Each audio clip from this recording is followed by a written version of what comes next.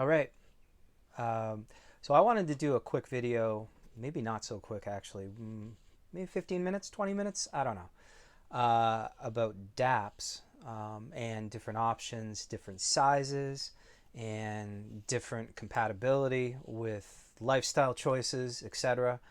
And what I have. I mean, within the confines of what I have, which is not a lot, but I have a few options here. Um, and I think they all serve sort of a different niche kind of thing, different use case. So let's take a look at them individually and see, why I have these different options and what I use them for, etc.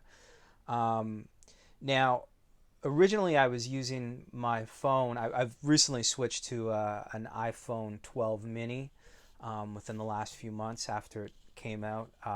And the reason for that was, yes, I know it doesn't have a headphone jack, and that goes against my core belief system in a lot of ways. But the dongles are quite good. The Apple dongle is measures really well and serves my purposes for when I need it, kind of thing. Like if I want to plug my phone into the car through the aux in, or whatever. My car doesn't have Bluetooth. Um, then it serves the purposes in that case, or in a pinch kind of thing, if I need a dongle. And dongles are a nice choice, don't get me wrong, and the dongle market has gotten huge. One of these DAPs in particular works as a dongle as well. This FiiO M5 DAP essentially is a dongle with onboard DAP functionality and its own FiiO operating system built in. So that's nice. We'll talk about that in a bit. So let's go to the LG G7 I, and this is my phone that I was using for a while prior to switching to the iPhone 12. And I love this phone. This phone is great value, like tremendous value. Now, it has a beautiful screen on it. It works with everything you could imagine. Recently, they pushed an update to Android 11. So, okay, LG has gotten out of the phone business, but the important thing to remember here is that you can grab an LG phone used on eBay, for example, for you could probably get this phone for less than $100 USD. That is an amazing price and amazing value for what you're getting here. Now, I use this phone. I don't really use it anymore, but if I am going to use it now, I use it to plug it into um, uh, different devices or different setups and stuff like that.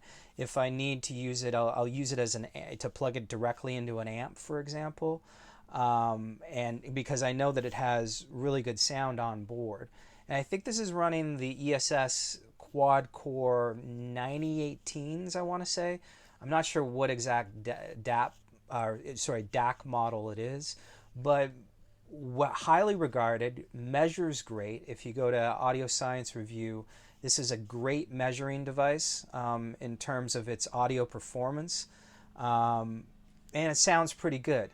Now, the problem with it is that it is clipped at about 2 volts, so it doesn't get very loud. Now, is there workarounds for that? I've heard that there is. I haven't tried any of them, but it's still a bit of a pain in the ass. The other problem with it, and if you know, 15 step for the volume is not ideal. Sometimes you want to be able to get more granular with your volume, and you can't do it with this device, unfortunately. Now, it does have a high impedance mode, so if it recognizes that you have something over 40 ohms in terms of plugging in, for example, if you had the Etymotic ER4 XRs or ER4 series, and you plugged it in here, I think it would recognize that as high impedance and give you a little bit more output. Same for Sennheiser HD 650s or HD 600s, for example. And it can power them. It just doesn't power them great. You know what I mean? It leaves you wanting a little bit more headroom. Anyways, it sounds good. you can run any app on it. You know what I mean? So I have PlexAmp, which is one of the apps I use for when I'm out and about, because I can take my music collection with me anywhere through my Plex server kind of thing. Oh, calm down, Pink Floyd. And anyways, you know, obviously what you get here is a bigger screen, which is quite nice. Why isn't that working? You know, you can run Rune on it, you can run Tidal, you can run Apple Music, anything that your heart desires in terms of support for different streaming services, which is great. And yeah, I mean, overall, it's just it's a great value. And oh, by the way, it's a phone.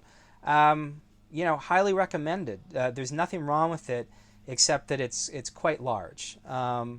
Now, so then as another option, you have the Hiby R5, which is kind of like a scaled down phone with, it's got all the functionality. It's got a full Android build on it.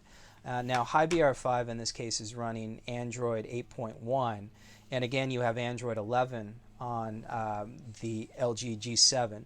Now, LG, just to kind of walk it back a second, has a lot of different phones that you can find right now. The V60 is a a phone that came out within the last year, I think.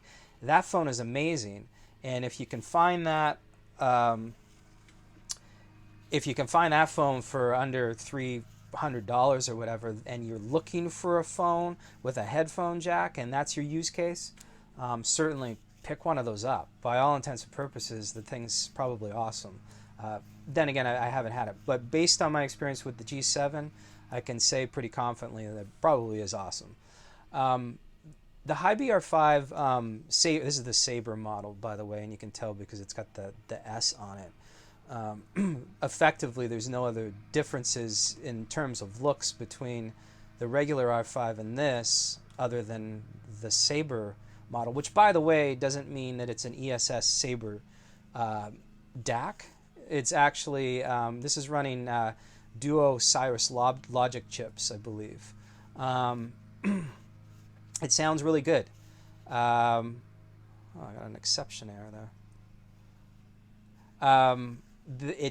It's fairly snappy. Now, again, one of the things that you sacrifice with an Android OS running on a DAP is speed in direct comparison to more modern phones, because they're just not running as powerful a chipset in most cases. I can run Rune perfectly on this. One of the nice things about running Rune on this is that I can have this in my pocket and I can control Rune through my phone if I'm so inclined, without having to pull this out of my pocket at all. So that's pretty handy. And then, of course, you have all the other bells and whistles and perks of having a full Android OS on here.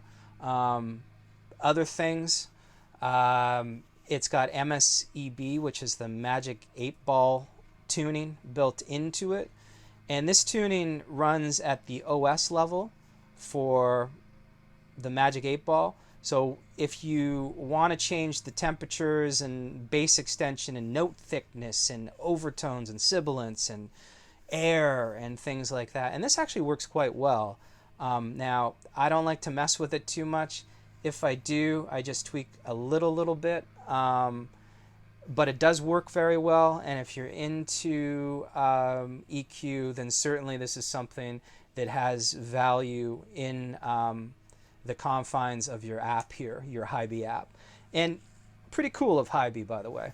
Or Hiby. I don't even know how to pronounce that. I'm not even sure if I'm pronouncing FiiO properly. It could be FiiO. Anyways, whatever. You know what I mean. So yeah, so that's nice to have, and it's nice to have it at the OS level so that it's running as an overlay and changing that sound on any app that you're running in here.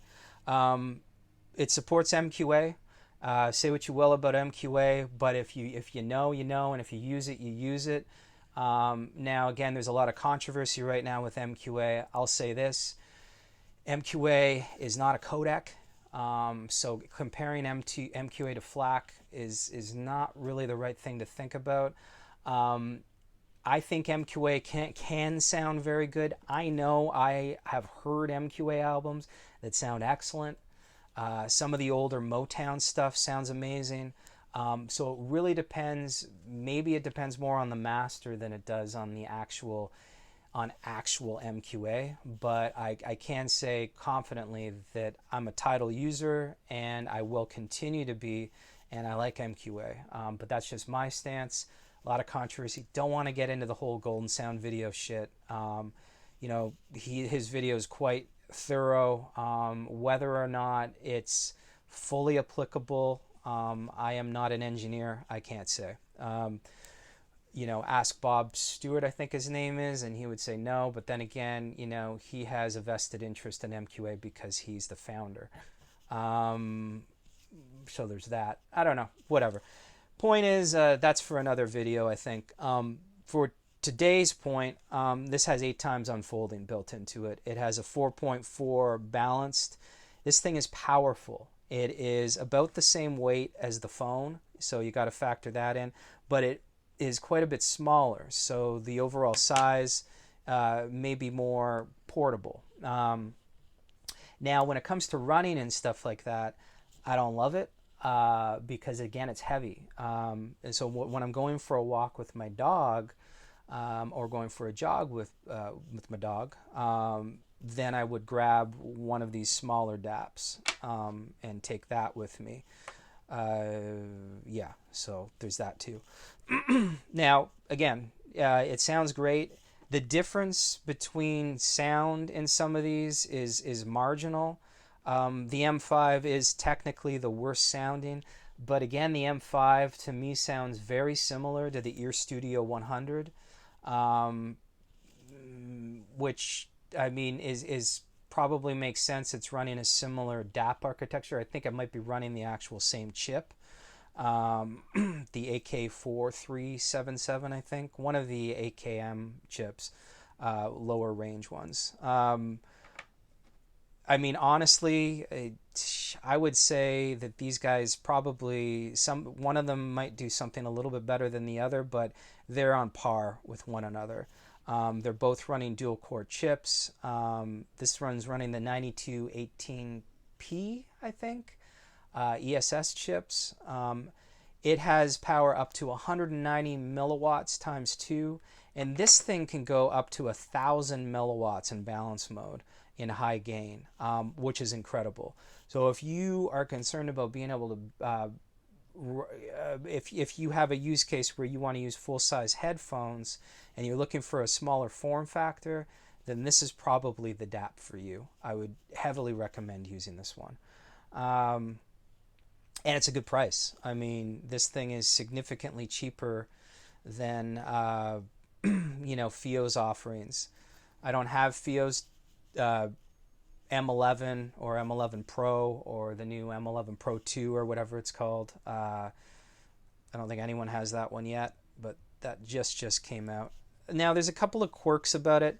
I don't love this because I find I'm accidentally adjusting the volume, and unfortunately you can't, as far as I know, turn that screen adjustment off.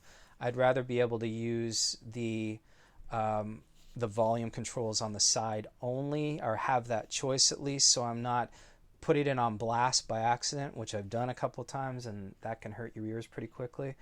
Other than that, it plays everything. I have UAP on here. I have Google Podcasts, Deezer, Rune, and Plexamp.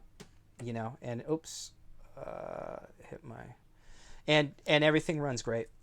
It's a beautiful device. It's light. It comes with a case, which is kind of a faux leather that fits really well and looks good. Now, I did cut out the case on this side because I find that I don't love the feel of this. In fact, I think some of the newer cases that they released, or that are now shipped with this, have these cut out, but this one, for whatever reason, did not. And I think that a lot of the cases, maybe you can choose between black and brown. I don't mind the brown. The black would be cool too. I'm kind of indifferent on that.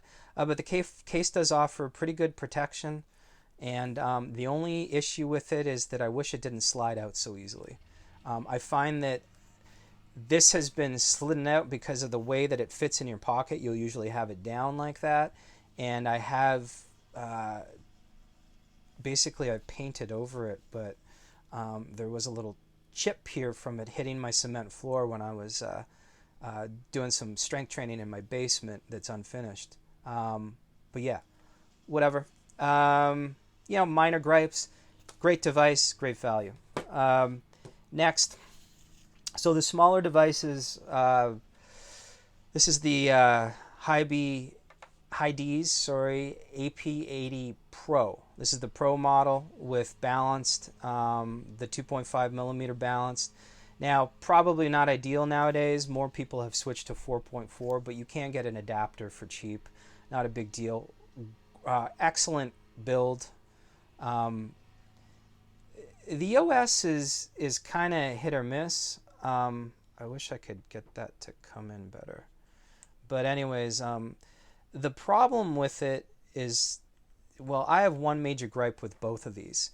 And the problem is, not Hiby, but the problem is that you can't sort by album artist on these. For some reason, this is something that's discounted when they build these OSs, that the album artist sort doesn't exist. Now, I know on the latest Hiby apps for phones, they've added an album artist sort. And, UApp has that as well, of course. But me not having that and being an album listener, that's a real deal breaker. Because the only other option you have is sorting through your folders, because it sorts when it's doing its sorting by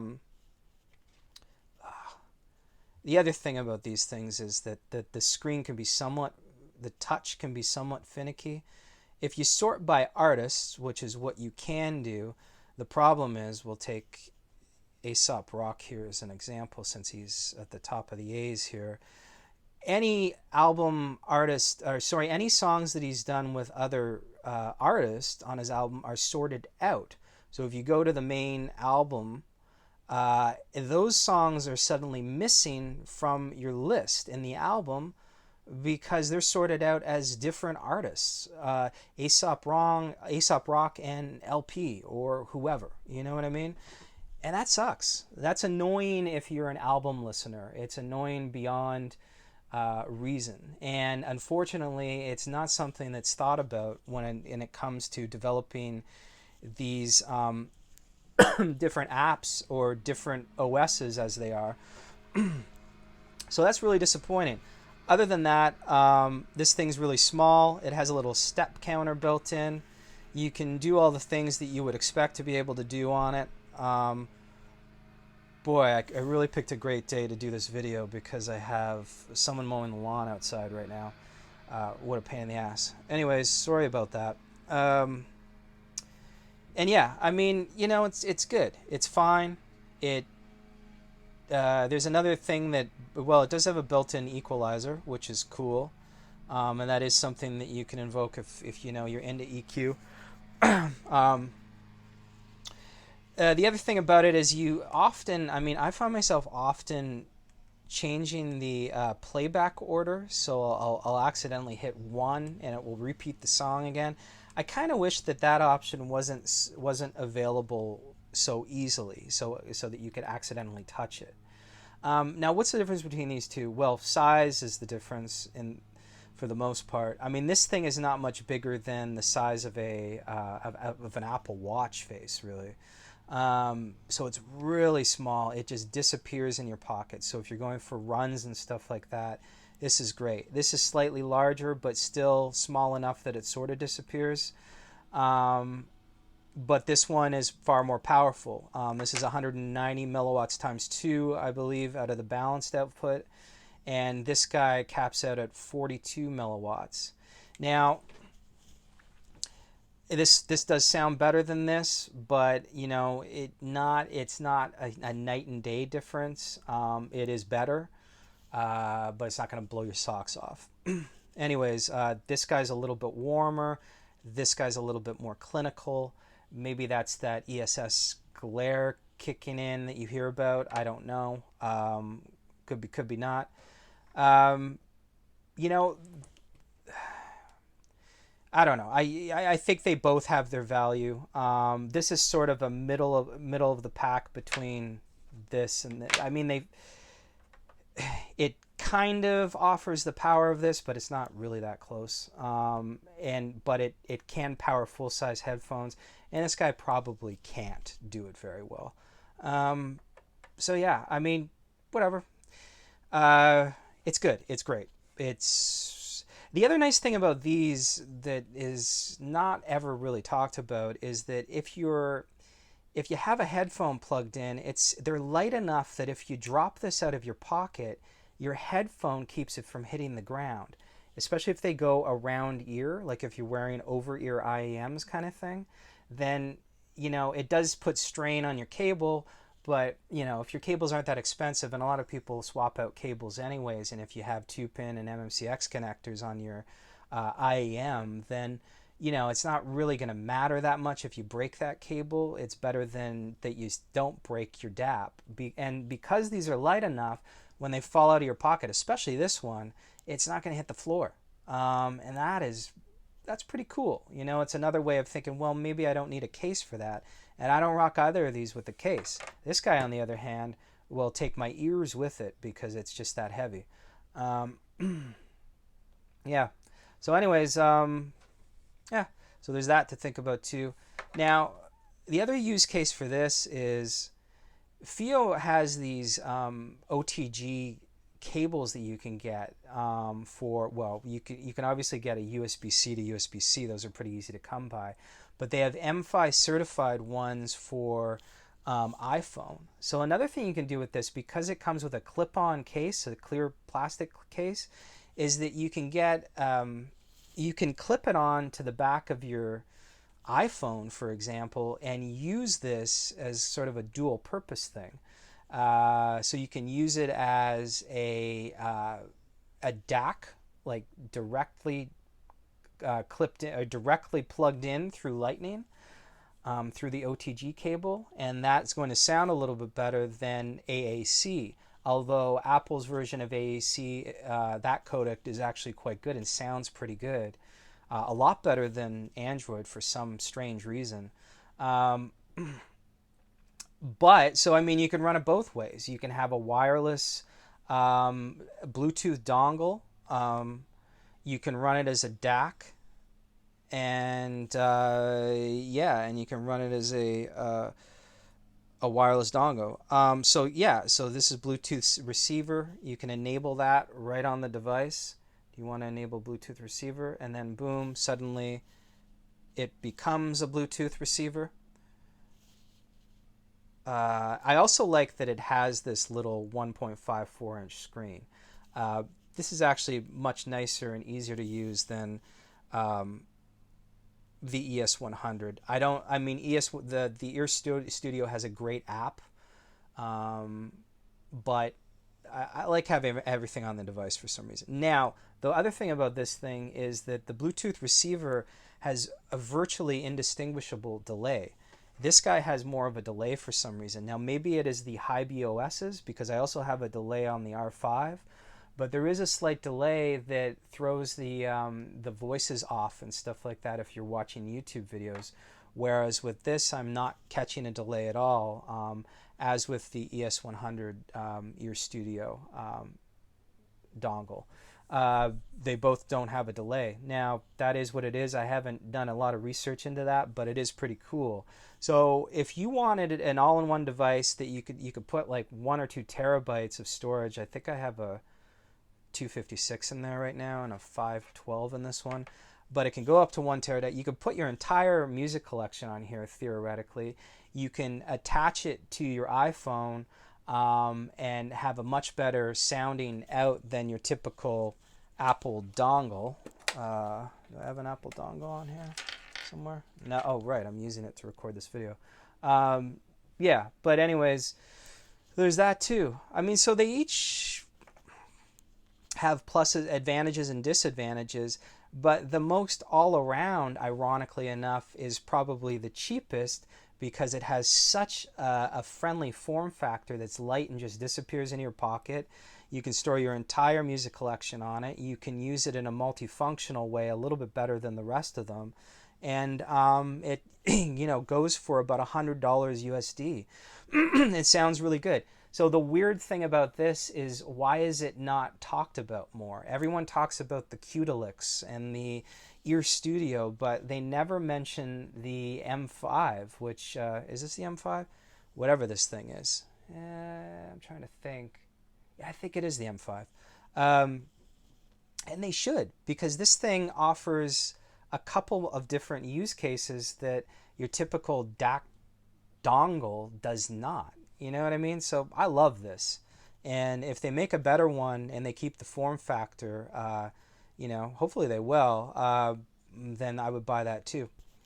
Anyways, all good options, all have their advantages and disadvantages, and it really depends on your use case. So again, probably the best sounding full-size headphones because of the 1,000 plus milliwatts of output power. Very good sounding as well. Probably not the best with an HD6XX or something like that because of that 2-volt limit, unless you can find a workaround. Also almost equal sounding to this, but obviously doesn't support streaming in any way, and is kind of middle size, so sounds a little bit better than this, but is almost the same size, so more portable. And then this one maybe sounds the worst, but again still sounds good and offers portability and Bluetooth dongle ability and direct dongle DAC abilities and stuff like that. Really really depends on what you're looking for, but these are all very good options. And this is a long ass video, I apologize for that. I know I haven't done videos in a while. I'm not going to get into life events and stuff like that. Needless to say, I've had a job that's taken up a lot of time. I have a family that takes up a lot of time, and things have been a little hectic with COVID in the last year or so. But I'm going to try and do more videos and bring the channel back to life a little bit. Thanks to all those that subscribe. Give me a thumbs up if you like the video. I know it's I don't edit or anything like that. I don't have time for all that shit, but I try to get the general point across in my videos and take them for what they are. Anyways, I hope everyone's safe. I hope everyone's still alive, and their family members are too, God willing. And we'll keep on pushing through this. Anyways, peace. I'll catch you guys in the next one, and hopefully I'll try to do these more regularly, at least drop maybe a couple of videos a month or something like that, maybe around that in terms of availability. I don't think I'll be doing videos every week, but I am still buying IEMs and headphones and a lot of different shit. I'm still in the audiophile game, but I'm just not posting videos. So I have a lot of stuff I could post videos about. We'll see if I can find the time. Peace. Catch you next one.